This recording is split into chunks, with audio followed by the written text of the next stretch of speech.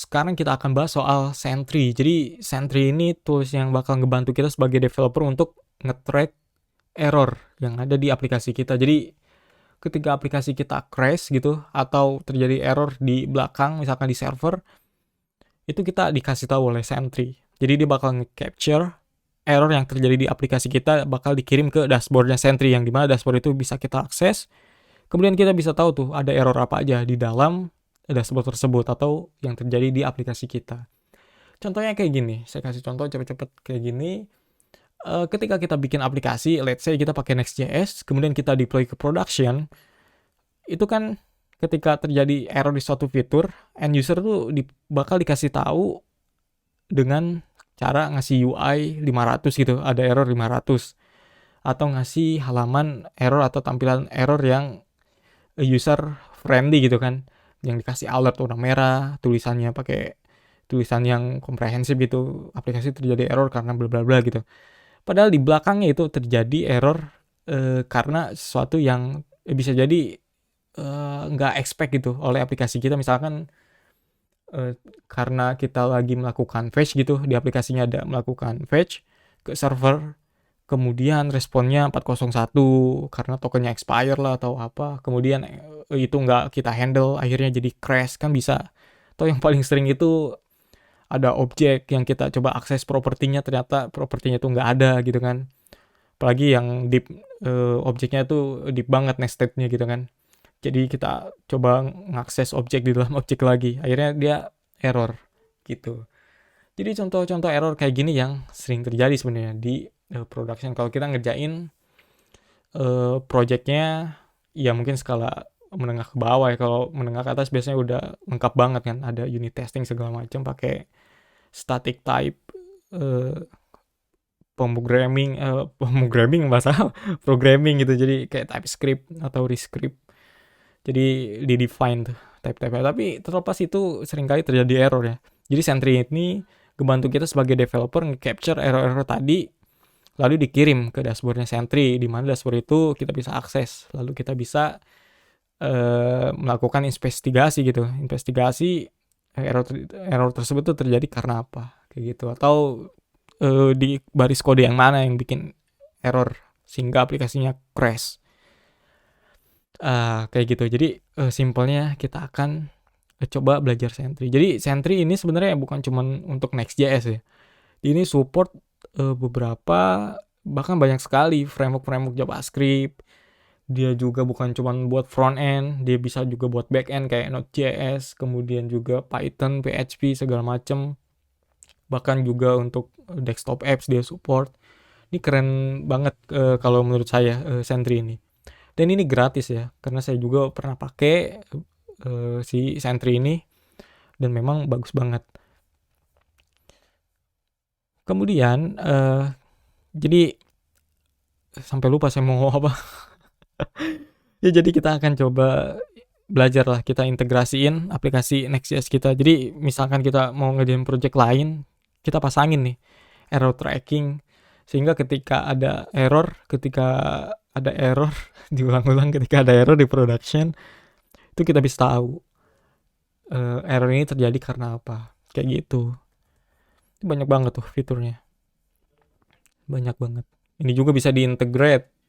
Jadi contoh integrasinya tuh ketika ada error gitu, kita bisa dikasih alert ke Slack misalkan. By default dia ngirimnya ke email doang. Jadi banyak banget di sini tuh. Dia juga bisa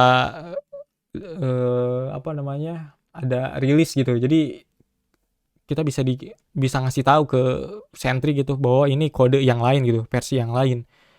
Sehingga errornya itu lebih kontekstual gitu. Ini error terjadi di versi software kita yang mana gitu kan. Padahal ini udah di fix misalkan di versi ini. Kok masih error? Berarti kan kita bisa tahu nih, oh berarti masih error di versi ini, nggak bener nih cara benerinnya gitu. Nah kita bisa kasih tahu lewat rilis ini. Banyak banget ya. Nah kita akan coba implementasi Sentry ini dengan Next.js. Di Sentry ini saya pernah nyoba deploy ke Vercel, itu ada beberapa masalah ketika di bagian server side renderingnya, kadang nggak ke trigger. Nah itu memang banyak sekali nih di sini isunya. Contohnya kayak gini aja udah ada peringatannya tuh kan di the SDK is currently unable to pick up errors and or transaction when calling serverless API routes. Jadi ini kenapa juga saya lebih sering pakai server sendiri gitu ketimbang pakai serverless. Selain harganya mahal ya, kalau udah grow gitu kan pasti di balik kemudahan ada dompet yang terkuras. Makanya saya lebih prefer pakai VVS gitu yang saya bisa manage sendiri walaupun ya butuh effort banyak. Di sini kita akan coba bikin project baru ya. Di sini udah buka satu instance dari VS Code-nya. Kita bisa buka terminal. Di sini saya masuk ke personal labs. Kita bikin npx create next app. Udah ada tuh. Tadi saya lagi explore. Namanya apa nih? Next. Kayak gini aja.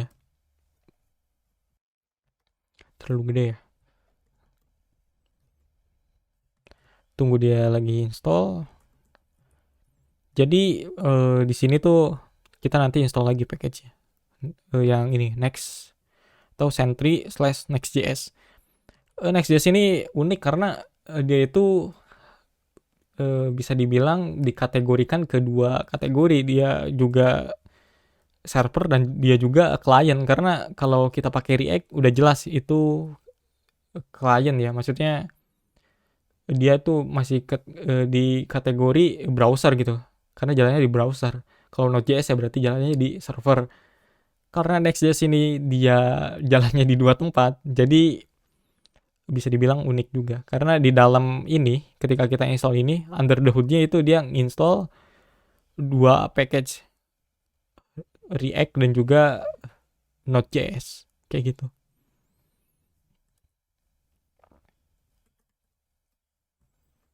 Soal Sentry-nya nanti, soal dashboard-nya itu nanti kita coba jelasinnya nanti ketika kita udah pakai ya. Sekarang kita install dulu aja nih. Masuk ke Sentry, masuk ke project-nya ya. Kita pakai yarn dev. Masuk ke localhost 3000.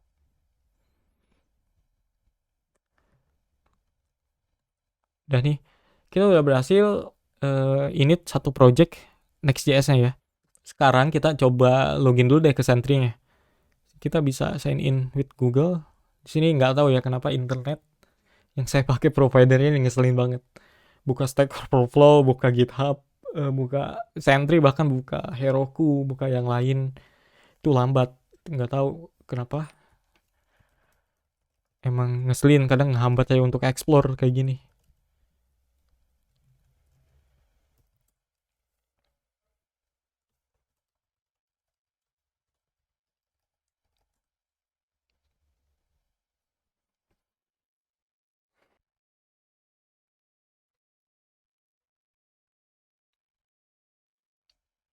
Kita udah masuk ke dashboardnya ya. Tapi di sini masih boardingnya dulu. New identity, hi there. Couldn't find a Sentry account with matching you.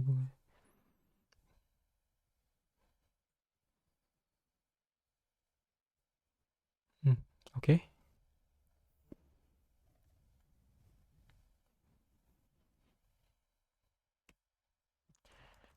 AID. Oke. Okay. No deh. Dikasih update pun jarang baca kan.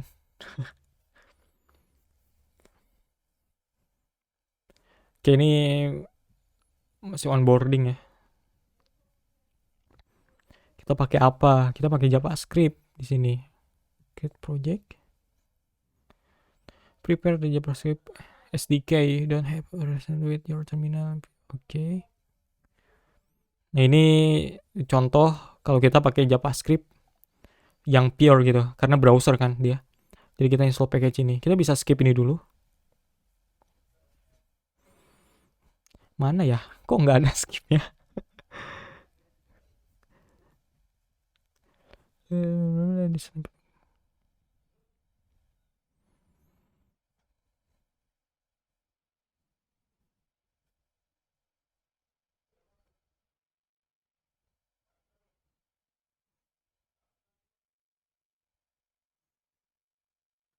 Just want to poke around before getting. Oke, jadi tuh buat ngetes biar kita bisa skip. Jadi dia pengen ngasih ini aja, kayak ngasih experience pertama kali gitu. Jadi untuk ngebuktiin bahwa kita berhasil integrasi. Tapi kan kita mau pakai next. Tapi jadi bisa kita skip aja. Let's get this over with. Udah dikasih klarifikasi di awal. No one likes a product tour. Ya nggak apa-apa, kasihan. Kita next aja. Oke, resolve your issues. So you fix your problem, congrats, hit resolve. Oh jadi kita misalkan ini contoh error ya. Kalau misalkan ada error, nanti tampilannya kayak gini nih. Bahkan ada source code-nya di sini. Dia download source code-nya ini dari source map. Nanti kita belajar itu. Jadi ini kita ikutin aja nih onboardingnya. Kita next lagi, deal with later. Oh ini kalau misalkan apa nih? Just can't deal with this director. Oh bisa di-ignore nih. Jadi kalau kita nggak bisa ngerjain sekarang ya kita ignore nih. Ini identity doang. Ini directive.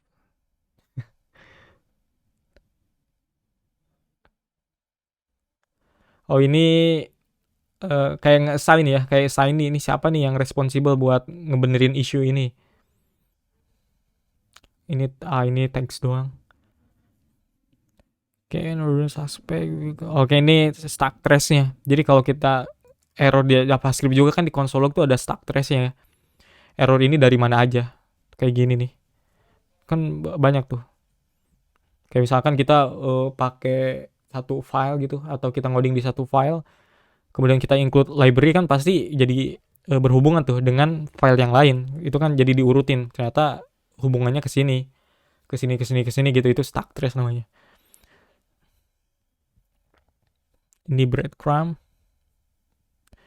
Oke, jadi ini onboarding dari Sentry. Oke lah, kita udah dapet lah ini konsep awal. Jadi di sini ada yang namanya issue. Issue ini error-error yang terjadi di aplikasi kita. Nanti kalau misalkan ke sini itu semua list errornya. Di sini ada issue, di sini juga ada events. Events ini error atau ketika Sentry nge-capture error di send ke dashboard Sentry yang ini. Jadi ini tuh event itu satu error bisa dibilang, dan issue itu grup dari similar error atau error-error yang mirip. Kayak misalkan message errornya mirip atau kriteria yang lain yang mirip gitu, entah itu stack trace-nya atau source map-nya sama, jadi dia di grup. Simpelnya issue itu dia grouping dari beberapa events, dan events itu isinya error gitu. Jadi simpelnya kayak gitu ya. Di sini ada performance, ada projects.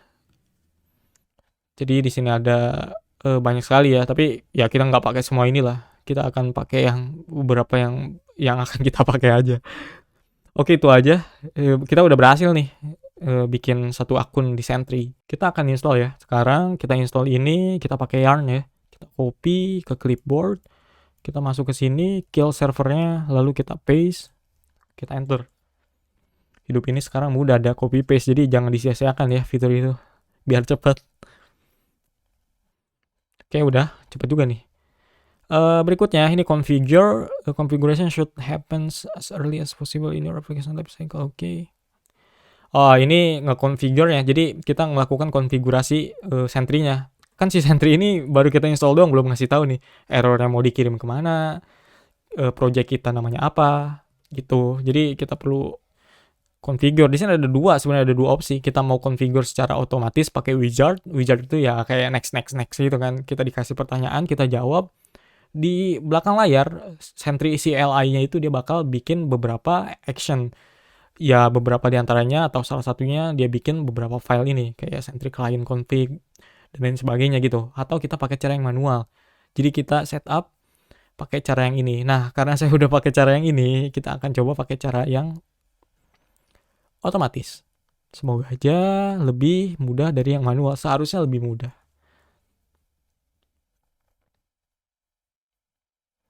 Kita pakai npx.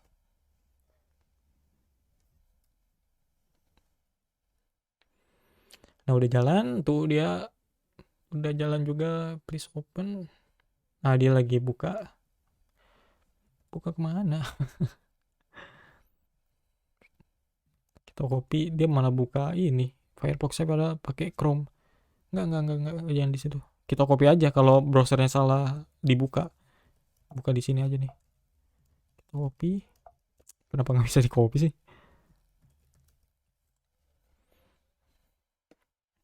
Kita loginnya di sini. Aduh, kenapa nih? So create Next.js, please merge those file. Oh ya, di ini close dulu ntar. File Next.js config already exists. So created Next.js config, please merge the performance monitoring. Oke. Successfully. Oke lah, coba kita masuk ke sini dulu. Kita tambah dulu ya foldernya. Kita tambah dulu. Kita oke. Di sini ada next config. Di sini dia karena konflik tadi kan. Karena di sini udah ada, di next yang versi baru ini dia udah ada nih confignya by default. Jadi kita disuruh merge konfigurasi ini. Kita copy. Kita paste dulu di sini. Habis itu kita pindahin konfigurasi yang ini, habis itu kita pindahin ke sini. Nah, jadi kita merge di sini. Di sini ada config Sentry dan juga config yang dari Next.js-nya di sini. Nah, config Sentry-nya itu yang ini. Silent ini dia bakal menghide message-message kayak debug, info segala macam di CLI-nya. Kalau misalkan kita hapus ini, kan dia defaultnya false. Artinya silent false. Jadi dia nggak silent. Makanya kalau misalkan kita hapus ini, nanti banyak message gitu kayak verbose. Nanti kita cobanya nanti aja. Kita gini dulu. Nah, ini kita butuhin di sini tuh sebagai initialize. Jadi kita tuh kayak ngasih tahu si Sentry-nya untuk mulai melakukan tracing atau error tracking, capturing error-error yang ada di aplikasi kita gitu. Kemudian ketika ada error dia bakal capture dan ngirim ke dashboard-nya Sentry. Nah, untuk ngirim ke dashboard-nya Sentry, dia butuh yang namanya DSN. DSN itu data apa ya? DSN data source. DSN ya, source name. Ntar kita cek di sini biar nggak salah. Di bagian Sentry Basics. Nah, ya betul. Data source name. Jadi itu semacam URL sebagai identifier untuk ngasih tahu nih. Hey Sentry, ketika ada error, ketika kamu capture error tersebut, datanya kirim ke DSN ini atau ke dashboard punya saya. Untuk tahu punya saya gitu, punya si developer ini, ya itu makanya ada URL namanya DSN. Kayak gitu, itu kayak kita mau melakukan Ajax kan, kita harus tahu endpointnya kemana. Sentry juga perlu tahu gitu. Dia harus ngirim error ini ke endpoint mana. Gitu, supaya nggak salah. Malah dikirim ke developer lain kan aneh banget. Makanya ada DSN gitu sebagai identifier-nya. Kayak gitu. Nah, ini kita hapus aja. Butuh trust. Kemudian udah ya. Yang tadi saya nggak yakin yang tadi, soalnya kita close kan. Tapi dia berhasil, tapi biarin aja. Dulu kalau misalkan ada yang ada yang error, nanti kita coba benerin errornya. Di sini ada DSN-nya. Nah, ini DSN-nya nih. Jadi si Sentry bakal ngirim semua errornya ke dashboard kita melalui DSN ini. Jadi dia identifier endpoint-nya kalau kita mainin API gitu. Kita copy nih. Ini nggak aman kita simpen di sini karena file ini bakal di-commit kan, bakal masuk ke Git gitu. Dan masukin kredensial yang sensitive information kayak gitu, kayak database kredensial, API kredensial dan lain sebagainya, itu nggak boleh di file-file kayak gini. Makanya ada file namanya .env. Kayak gitu, di situ ya kan karena nggak bakal di-push ke Git, makanya itu bisa dibilang aman. Kita bikin satu file namanya .env.local. Di sini kita bikin yang namanya variable next public Sentry underscore DSN. Di sini baru kita pasang. Kita set di situ. Kemudian di sini pergi lagi ke client. Kita hapus. Nah, di sini si Sentry-nya udah bakal ngambil dari variabel ini. Karena di sini kan ada nih. Dia DSN-nya ngambil dari variabel atau konstan Sentry DSN, yaitu ini. Nah, value-nya dia ngambil dari proses.env dari variabel Sentry DSN atau dari variabel yang namanya next public Sentry DSN, yang dimana variabel ini atau nama variabel ini yang kita gunakan di sini kayak gitu. Jadi kita bisa kasih nama ini atau kita bisa kasih nama ini kayak gitu. Kemudian di sini ada juga server config. Nah, inilah kenapa kita ada dua, client dan server, karena si Next.js ini kan jalan di client dan server juga. Karena SSR kan, dia server side rendering. Sekarang kita hapus lagi ini karena dia publiknya, bukan publiknya, DSN-nya sama. Nah, di sini juga enaknya Sentry, kita bisa memisahkan antara project DSN, project DSN, project frontend dan backend. Misalkan kita pengen si errornya ini dikirim ke project yang lain, kayak misalkan walaupun satu project kan, ini ada backend dan frontend. Misalkan yang bagian frontend-nya itu pengen di satu project namanya apa frontend gitu. Nah, yang backend itu di beda project. Nah, kayak misalkan di sini di dashboard-nya. Kan ini ada project nih. Nah, kita bisa bikin lagi nih satu misalkan untuk frontend, yang ini untuk backend.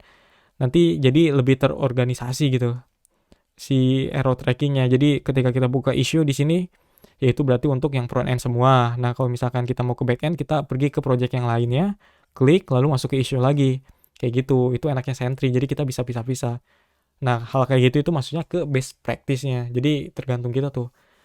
Kemufakatan kita pengennya mau dipisah atau enggak. Nah, karena kita belajar, kita masukin aja ke satu dashboard atau ke satu project yang sama. Kayak gitu ya. Ini file untuk initialize ya. Ya kayak tadi, kayak yang di next config itu. Jadi ketika aplikasi Next.js kita jalan, si Sentry ini dia initialize, di mana dia bakal mulai ngelakuin capturing error-error yang terjadi di aplikasi kita, kayak gitu. Di sini juga ada Sentry properties. Di sini ada token ya, jangan diikutin karena ini token loginnya saya. Harusnya disensor, tapi nanti nggak apa-apa, kita revoke aja. Revoke ini mana tadi? Yang ini kita pindahin juga ke sini. Pindahin ke sini, namanya saya lupa. Kita pergi ke manual setup. Di sini ada nama-namanya. Nah, out the token itu bisa alternatifnya kita kasih di Sentry out token. Jadi kita bisa bikin Sentry out token. Kenapa simpen di sini? Supaya aman. Ini salah copy. Kita pergi ke sini ya. Kita copy sini, kita paste. Nah, kayak gini.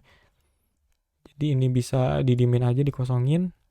Yang ini sih sebenarnya nggak masalah, tapi sekalian aja. Ini yang organisasi itu Sentry. Kayak gini. Kemudian yang lainnya itu sama ya.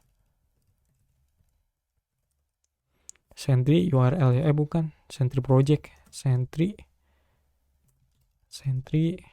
project. Kita copy. Kemudian di sini ada Sentry URL.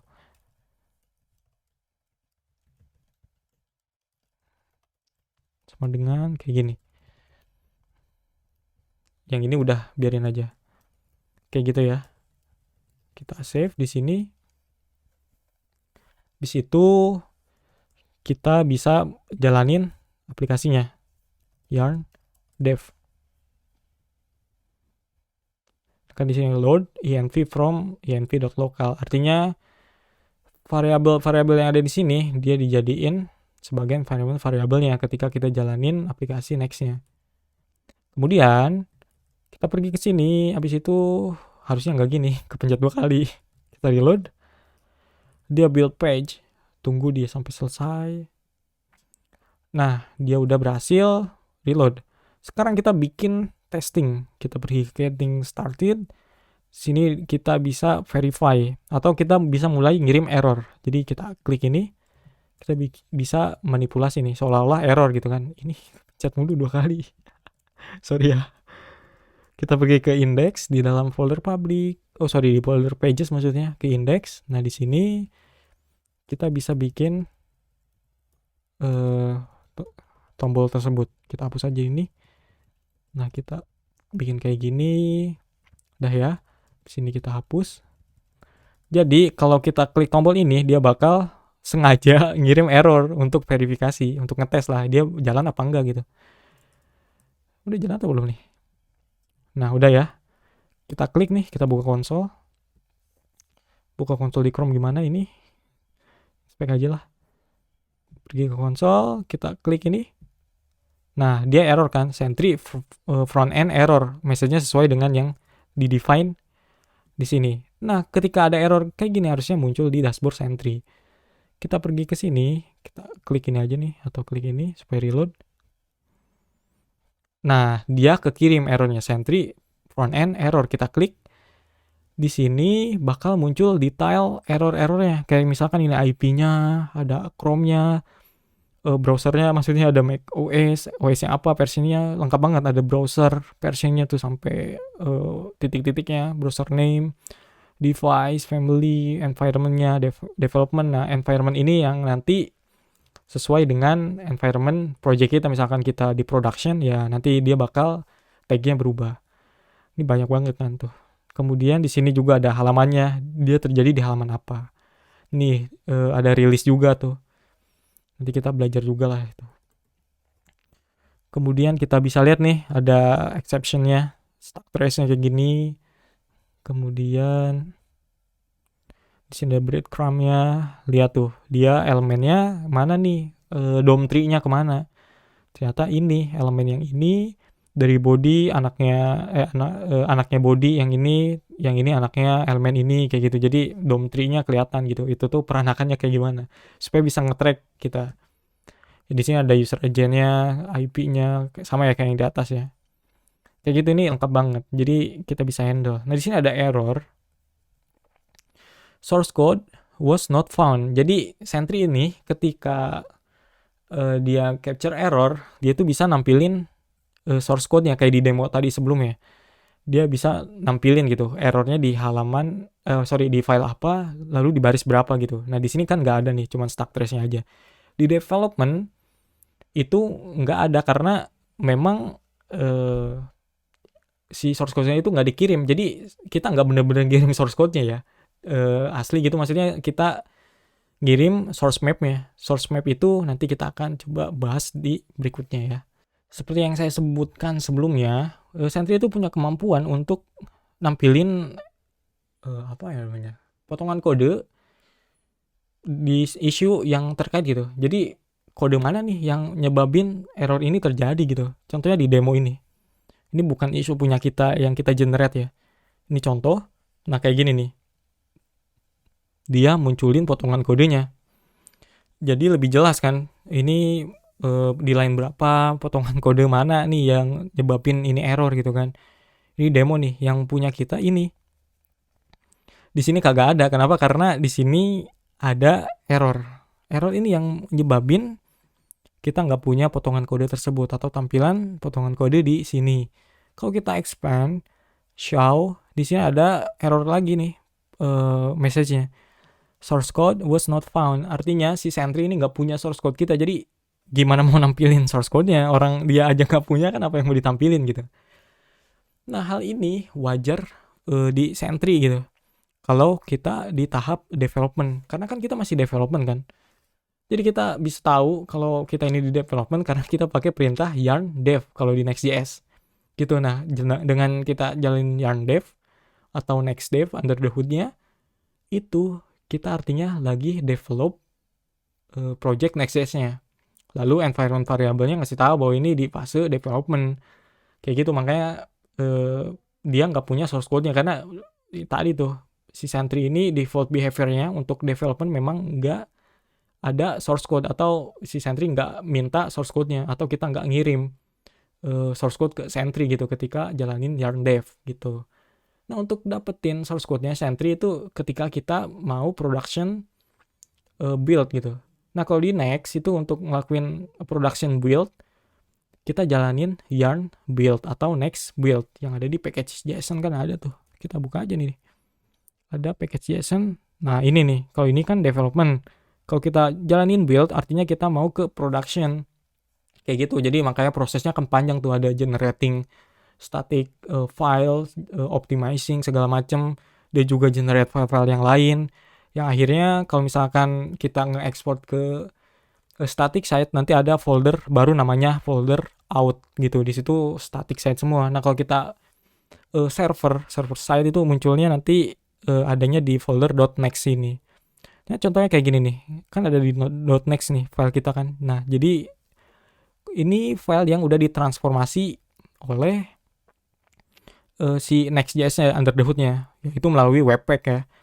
Nah, ini file kita. Contoh lain di project lain ya. Ini bukan project yang barusan kita init, ini project saya yang lain di project Sentry juga. Ini contohnya file index.js yang udah di production atau udah di build untuk production. Jadinya dia ditransformasi kayak gini kan. Yang awalnya di sini JSX, dia di convert jadi kayak gini, ditransform kan. Kemudian ada kode server side props juga kayak gini dia.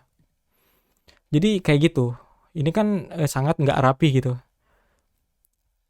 Karena memang cuman untuk si mesinnya itu, yaitu Node.js ya. Karena memang ini untuk bukan diproduk ya.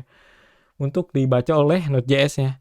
Kayak gitu, bukan untuk kita develop di sini. Karena kan ini generated file atau file yang digenerasi oleh Webpack gitu. Jadi kan kita ngodingnya itu di file index.js di sini, maka contohnya dia bakal di-generate ketika kita jalanin yarn build ini, dia bakal kayak gini gitu. Nah, kalau di development dia bakal kayak gini. Nah, kita ngomongin source map sekarang. Kalau kita jalanin yarn build, itu bakal nge-generate file yang namanya source map atau file dengan extension tambahan .map kayak gini nih. Ini contohnya kalau kita jalanin yarn build di project Next.js, dia ada source map-nya kayak gitu. Nah, karena simpelnya itu kayak gini ya, karena si file ini berantakan ya kan, file ini udah nggak human readable karena ini cuma buat mesin untuk diproses doang kan, karena kan dia generated file sama kayak saya bilang tadi sebelumnya. Karena ini berantakan lah gitu, jadi kasih tahu nih sama si source map ini, salah satu fungsinya itu ngasih tahu bahwa source filenya itu ada di, contohnya kayak gini, ada di folder pages index.js, yaitu ya ini kayak gitu contohnya. Yang ini tentu teman-teman nggak bakal bisa dapat ya di project sekarang karena memang kita belum ke production build. Ini contoh di project lain yang punya saya gitu. Contohnya kayak gini, nanti kita akan belajar. Nah, ketika kita udah jalanin yarn build, dia bakal generate source map ini, si Sentry bakal ngedownload atau kita yang bakal nge-upload ke Sentry source map ini. Akhirnya dia bakal ngedownload berdasarkan source map ini. Jadi kayak mappingnya gitu, kayak apa ya? Kayak ini ya, kayak path ya gitu. Jadi kita kayak ngasih tahu ke si Sentry gitu. Hey Sentry, ini tuh file aslinya tuh ada di sini loh. Nah, kamu nanti tampilinnya kode ini ya di dashboardnya Sentry kayak gitu. Akhirnya ketika dia udah berhasil dapetin source code-nya, ya otomatis dia udah bisa nampilin codingnya gitu kan. Dia udah bisa nampilin potongan kode sama kayak di issue yang di demo tadi kayak gitu. Kan ini ada itu source content, kemudian panjang banget kan, ada export static async, ada kayak gini, kayak gitu kan. Di sini banyak banget lah ya kan, ada source-nya tuh kita bisa baca di sini. Gitu. Jadi penjelasan yang paling simpel soal source map itu, dia ngasih tahu gitu. Ini tuh kemana sih file aslinya kayak gitu. Source map ini memang biasa banget kalau kita pakai tools transforming kayak gitu, kayak misalkan atau compiler ya. Kayak misalkan SAS. Di SAS itu juga ada source mapnya ketika kita build kode SAS-nya gitu. Kemudian kita debug di DevTools, itu ada nanti source map-nya kemana gitu. Kita bisa lihat kode SAS di browser, padahal si browser itu nggak mengexecute kode SAS, dia nge-execute kode compiled dari SAS-nya itu, yaitu file CSS-nya. Kayak gitu, jadi simpelnya gitu ya. Semoga teman-teman paham lah soal ini. Jadi summary-nya, si error tadi terjadi karena memang kita nggak ngupload source code-nya di fase development, kita akan nguploadnya pada saat di production. Nah, untuk ke production itu kita pakai perintah yang namanya yarn build atau next build kalau di Next.js ya. Kayak gitu, akhirnya nanti si Sentry-nya itu dapat yang namanya source map. Source map itu ada ketika kita jalanin yarn build tadi. Akhirnya kan punya source map. Kemudian kita upload ke Sentry tahu dia harus download file apa aja dari source map itu. Akhirnya dia punya filenya, kemudian dia bisa ngasih tahu potongan kode yang terkait dengan error di issue tersebut atau di event Sentry tersebut. Kayak gitu. Jadi ini kenapa ada error, sangat panjang kan penjelasannya. Tapi nggak apa-apa teman-teman, semoga paham ya penjelasan ini soal source map, soal error tersebut dan lain sebagainya. Gitu. Nanti berikutnya kita akan coba-coba yang lain soal Sentry ini. Oke. Kita lanjut lagi, kita akan coba tes soal SSR-nya ya. Kita lakukan export async function get server side props. Ini SSR, kita langsung aja throw new error SSR error test. Kita save, kemudian kita reload di sini karena harus nge-triggernya dengan reload ya. Udah nih, tapi nggak error di sini. Bener, oh apa nih get, harusnya get dong, typo mulu. Nah udah error nih, kita pergi ke dashboard Sentry, tunggu nih agak lama. Padahal di sini ada real time sebenarnya. Cuma saya nggak biasa real time, nggak bener-bener real time langsung muncul karena ada latensinya juga. Nah ini muncul ya. Di sini ada, ini udah ignore. Nah di sini ada contohnya lagi. Jadi ini kita coba SSR dan berhasil dia muncul di sini. Oke. FYI juga di sini kita bisa integrate dengan repository GitHub kita. Jadi dia bakal lebih keren lagi, dia bisa nge-suspect error ini ada di commit mana. Kan sering banget tuh. Loh ini kemarin jalan nih, kok sekarang kagak jalan, error fiturnya nih. Wah ini commit yang mana ya gitu kan. Jadi kita nyari lagi tuh di 10 commit atau bahkan udah ribuan commit, kita balik lagi ngecek gitu, bahkan rollback. Apalagi kalau message-nya cuma update doang, message-nya nggak helpful gitu, jadi bingung nih. Jadi yang mana nih yang bikin bikin error gitu. Nah, kita bisa integrate ini yang semoga aja bisa lebih ngebantu gitu. Jadi kita bisa tahu nih SAS-nya di mana. Gitu, commit yang mana yang bikin ini error gitu. Jadi ada suspect-nya. Ini keren banget. Tapi ini soal SSR ya. Ini udah jalan, kita trigger berhasil. Oke, berikutnya kita akan coba tes yang lain, oke. Kita sekarang coba tes data fetching ya. Jadi ngirim data lagi ke sini. Data fetching. Jadi kita akan coba lakuinnya di SSR lagi, kita kasih prop saja biar nggak ada warning ya. Karena warning juga kalau error itu bakal dikirim juga, walaupun error kayak gini nggak ada kan bakal error nih. Dia bakal dikirim. Kita bisa pakai apa ya? Kalau mau fetching itu kan pakai await ya. Ini kayak gini nih. Ini kalau cara saya kayak gini. Await fetch TPS misalkan ke GitHub, ke endpoint yang nggak ada, misalkan apa ya di GitHub pasti nggak ada sih, gini get user bla bla bla gitu.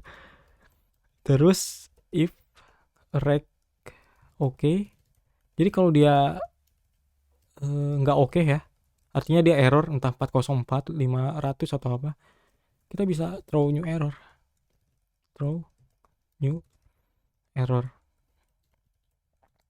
Lah error ngambil data, cuek. Kita save. Ini udah error tuh kan. Kita reload. Nih yang maksud saya grouping itu kayak itu, eventnya jadi ada 3 kan. Karena kita tadi reload beberapa kali error SSR yang sebelumnya. Jadi dia ada 3 error yang sama di group jadi satu issue. Kayak gitu. Kita reload lagi. Nah, ada nih. Ini contohnya kayak gini. Nah, kayak gini kan, sama-sama aja sebenarnya. Kita bisa ngasih data yang lebih detail sebenarnya. Data yang lebih detail dengan cara ngasih konteks. Sini ada konteks. Kayak gini nih konteks. Jadi kalau kayak gitu kan kita nggak tahu nih errornya karena apa. Kita cuma ngasih message-nya aja. Ini errornya di mana dan message-nya errornya apa gitu. Kita misalkan mau nge-update data gitu, nge-put data yang ngasih body request. Kayak misalkan nge-update data lewat API, data user, ngasih body request-nya itu ada name, misalkan dia mau ganti nama, lalu ada token dan sebagainya. Nah kita bisa kirim ke Sentry juga supaya Sentry bisa nyatet juga nih konteksnya apa. Fetch ini bisa error, konteksnya apa gitu, body request-nya apa gitu konteksnya. Jadi kita bisa reproduce. Sebelum itu saya mau nunjukin juga nih. Karena di sini ada error ya. Tadi kita tes ya SSR error beberapa kali. Jadi dia kekirimnya ada 3, seenggaknya di sini ada 3 events. Jadi gitu, kalau misalkan di Sentry itu kalau ada error-error yang mirip-mirip atau yang sama lah, gitu dia bakal di grup jadi satu isu yang sama. Nah, untuk lihat listnya di sini events, nah kan di sini ini error yang pertama, atas ini yang terbaru gitu. Dan yang kalau kita buka ini yang terbarunya. Kayak gitu, itu makanya ada isu-isu itu grouping dari events. Events itu error yang di capture dari aplikasi kita oleh Sentry. Kemudian kita bisa ngasih konteks. Nah, ketimbang kita pakai throw new error, karena kalau ngasih konteks pakai throw new error itu dia nggak bakal jalan. Jadi kita bakal pakai cara capture manual. Capture manual ya artinya ya ini juga sebenarnya manual kan. Cuman kita ganti namanya jadi capture exception. Enter. Nah, di auto import. Di sini juga kita nggak usah kayak gini. Kita pakai langsung aja. Set konteks. Nah, di auto import juga tuh. Jadi di sini kita ganti seolah-olah kita mau put data user. Misalkan kita ngasih keyword gitu ya.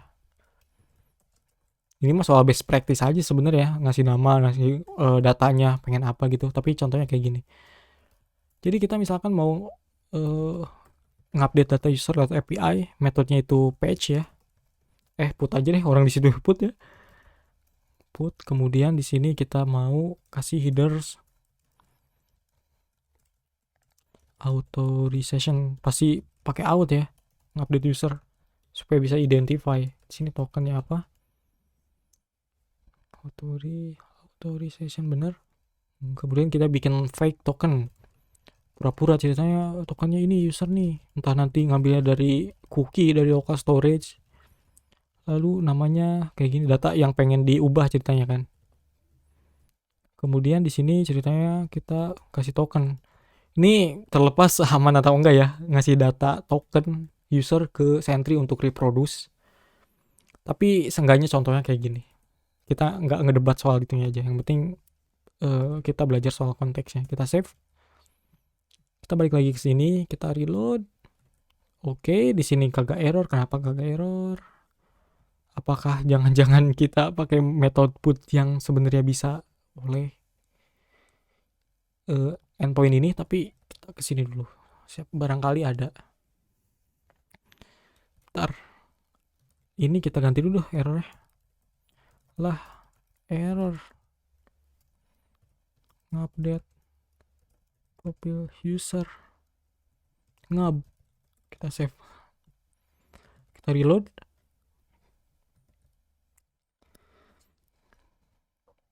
Kita disable aja deh, semoga ada ya. Belum. Bentar, dia ke trigger apa enggak, masalahnya itu dulu, dia ke trigger apa enggak si exception ini.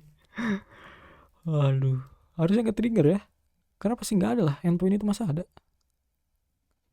Cek klik ini, ada nggak di sini events?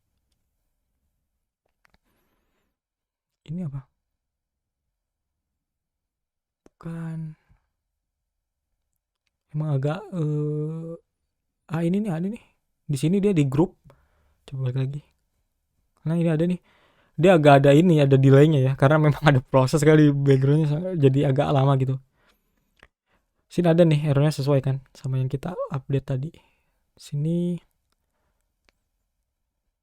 harusnya ada konteks. Nah, ini dia konteks yang kita kasih put data user. Jadi kita ngasih konteks tambahan supaya reproduce, supaya kita bisa tes ulang gitu, apakah benar-benar error. Kan kita bisa berpura-pura jadi usernya gitu dengan cara kasih body request yang sama kayak gitu. Kan kita nggak mungkin login ke user gitu, masa kita minta username dan password user ke usernya gitu untuk reproduce, itu nggak bagus. Jadi bahkan officialnya perusahaan pun nggak boleh kan, OTP nggak boleh dikasih, user password nggak boleh dikasih kayak gitu. Jadi maka dari itu kita cari cara untuk reproduce-nya gimana sebagai developer kan. Ini error si user ini gitu kan, kita pengen tahu konteksnya apa, kok bisa error page-nya gitu. API-nya bisa error, kenapa? Kita kasih konteks ini. Itulah soal konteks. Jadi ada lagi selain konteks, jadi ada identify users. Misalkan kita bikin fitur apa gitu yang ada hubungannya dengan user, kita bisa pakai yang ini. Sebenarnya kita bisa juga pakai konteks. Kalau konteks ini yang lebih arbitrarinya ya, maksudnya kita bisa ngasih data apapun di dalamnya gitu kan, objek atau apa. Nah ini yang lebih tepatnya user. Karena di sini tadi kita case-nya itu put data, jadi saya lebih milih pakai konteks ini karena body request itu kan konteksnya gitu kan. Kita pengen reproduce. Kalau user itu cuma identitinya doang. Kayak misalkan usernya itu udah login, dia pengen check out gitu. Itu salah satu case-nya gitu. Kita pengen tahu nih error ini usernya siapa gitu. Apakah user tersebut doang atau yang lain juga kayak gitu. Makanya di sini ada beberapa nih, ada ID, username, email. Kayak kan di sini ada penjelasannya nih. Users consist of a new critical pieces of information that construct a unique identity in Sentry. Each of these is optional, but one must be present. Jadi salah satu kita bisa pakai nih. Kan ada nih. Jadi pengen berdasarkan apa? ID kah? Username, email, atau IP address. Tuh kan, if the user is unauthenticated, kalau si usernya itu nggak login, kan kita pengen tahu nih. Dia itu, si user ini tuh apa? Maksudnya data yang berhubungan dengan si user ini apa gitu kan. Kalau dia usernya udah login kan kita bisa ambil email address, ID, username. Kalau dia nggak login atau nggak authenticate, ya salah satunya atau satu-satunya kita bisa pakai IP address. Itu dia soal konteks di Sentry. Oke. Sekarang kita akan testing ke production ya. Jadi kita coba pengen ke production. Sebelum itu kita productionnya itu kita di lokal dulu, maksudnya di sini kita buildnya, jadi nggak perlu deploy ke Vercel dulu. Jadi kita bisa pakai yarn build kayak gini ya.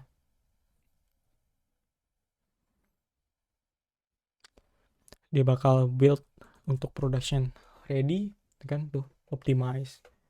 Di dalamnya itu dia ngelakuin bundling, compiling, transforming segala macam. Makanya agak lama dia.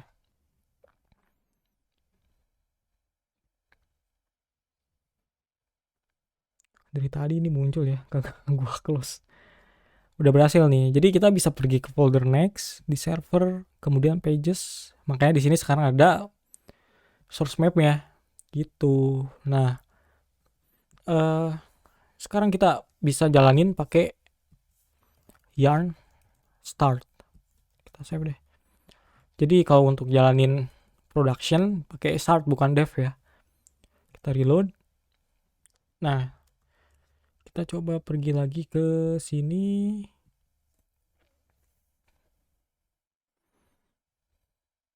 Kita bisa lihat aja nanti waktu yang paling baru gitu. Untuk kan tadi harusnya error. Nah, ini nih. 50 second ago. Kita buka.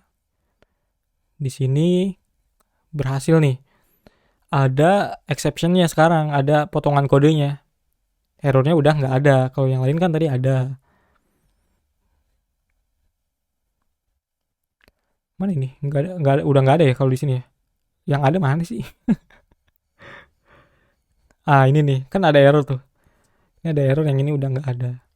Kadang di local production juga itu ada error karena blocking IP, biasanya masalah IP karena si Sentry nggak bisa ngedownload atau apa ya.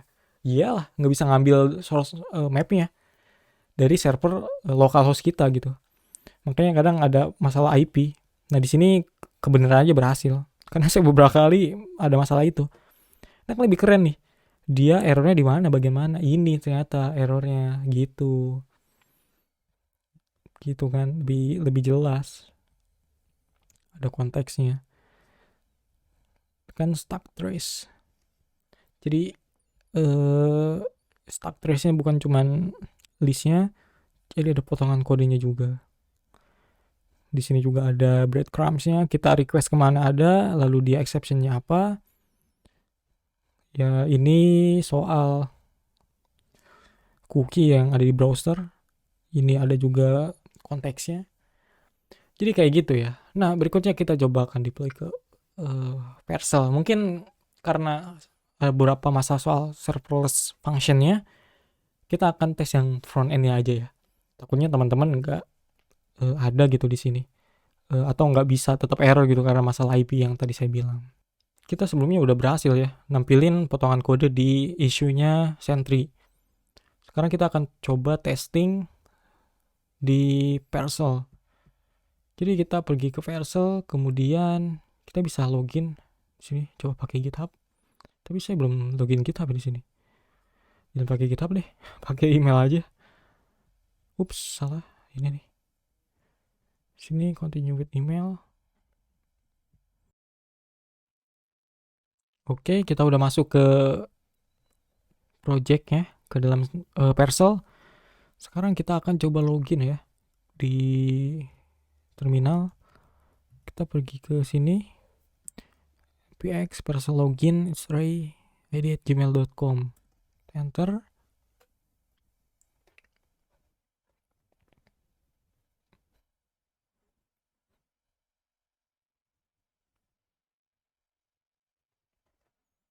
Oke, kita harus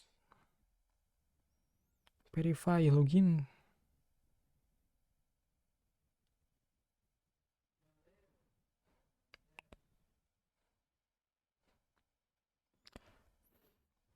Udah berhasil login nih. Kita udah berhasil login. Sekarang kita untuk ngedeploy ke Vercel tinggal gini doang. Vercel. Kita coba testing. Ups, swap, sorry. Kita sebelum itu ini nggak perlu kita upload. Kita hapus dulu. Karena banyak masalah ngedeploy Sentry di Vercel itu. Kita coba yang front end-nya doang sesuai ya apa yang saya bilang sebelumnya, oke? Setup and deploy. Yeah. Ini nih di sini dong. Yeah.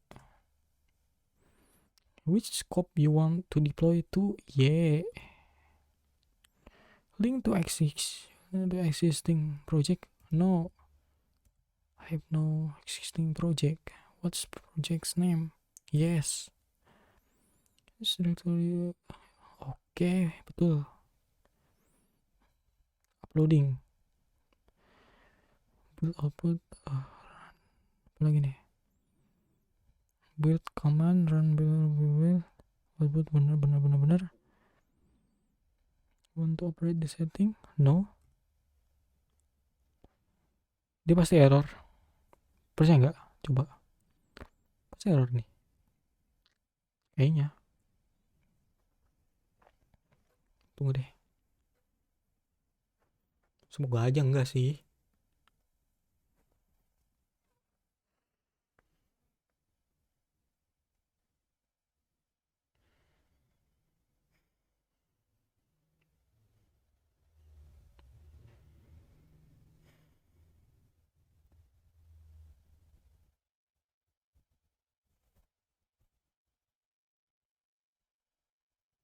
Kan error. Pasti error. Kita cek nih linknya. Kita pergi ke sini aja. Klik ini. Kita lihat ke bawah. Preview deployments. Gak ada ya. Kemana dia? Gak ada.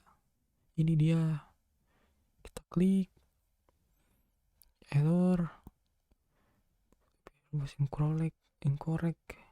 Ini error soal Sentry. Kan bener error. Kenapa error? Karena Sentry-nya error. Kita perlu ke settings. Ups, bukan yang ini. Klik ini dulu. Settings, environment variable. Karena INV kita itu nggak diupload. Ya emang nggak boleh diupload. Kita set di sini samain. Kita copy. Kita add. Copy lagi. Kita copy lagi.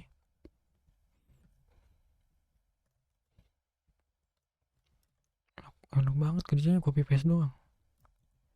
Paste dulu di sini karena sama, kita copy, add, kemudian sentry URL ini kita copy juga, karena environment variable emang gak bakal diupload, jadi kita perlu setting manual dan emang gak boleh.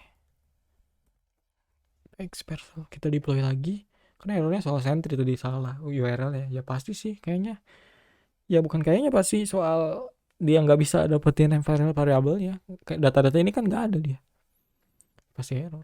Semoga aja sekarang nggak error, semoga ya, kita kan cuma bisa berusaha. Ini soal ini Parcel nih yang proses.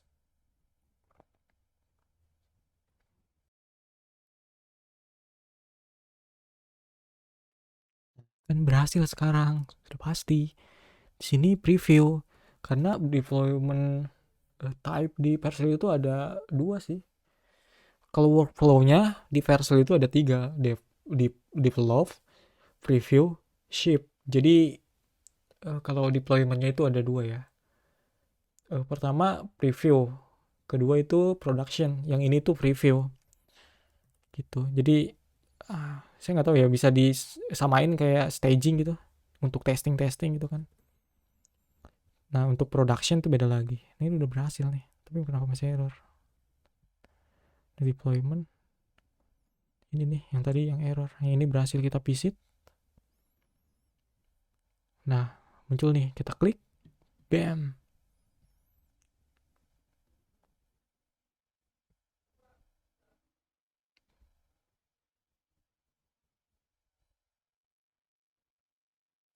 cek nih di sini muncul nih, kita klik. Nah di sini berhasil sekarang, lihat URL-nya udah ke yang si Parcel ini, udah berhasil nih di production. Jadi kayak gitu ya untuk error tracking di Sentry, atau error trackingnya di Next.js dengan Sentry maksudnya. Kayak gitu. Jadi ini dia, kita udah berhasil deploy ke Parcel. Kita belajar soal rilis ya bentar. Nih klik rilis, tadi di issue ya. Sekarang di rilis. Ini dia muncul karena kita jalanin yarn build kalau di konteksnya Next.js ya.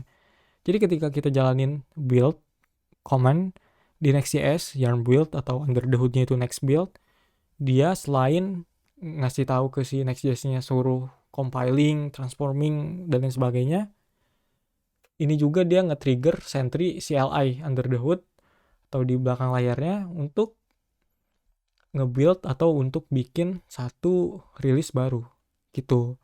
Jadi di rilis baru ini dia juga ngupload yang namanya source map. Jadi di situ source map-nya otomatis ada juga source code kita yang relevan dengan source map tadi, dan juga akhirnya kan si kode tadi udah ada di Sentry ya. Jadi dia udah tahu nih si kode ini tuh dirilis yang mana. Nah sehingga jadi lebih gampang gitu. Kita lebih tahu, lebih ada konteks yang lebih detail gitu. Jadi error ini tuh dia ada di kode rilis yang mana. Karena kan kalau kita ngerjain project itu nggak mungkin kita nggak ngoding lagi setelah selesai.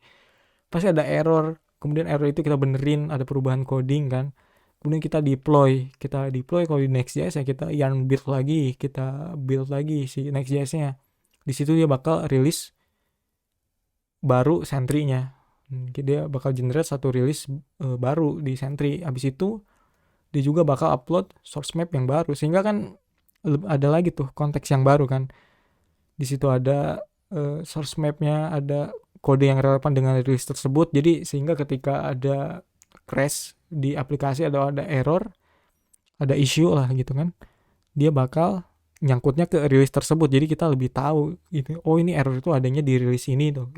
Kemudian oh ini tuh codingannya di rilis ini tuh yang ini loh gitu. Jadi ada lebih detail gitu untuk kitanya. Kalau kita klik nih rilis tersebut, itu ada list isunya. Jadi yang di sini kan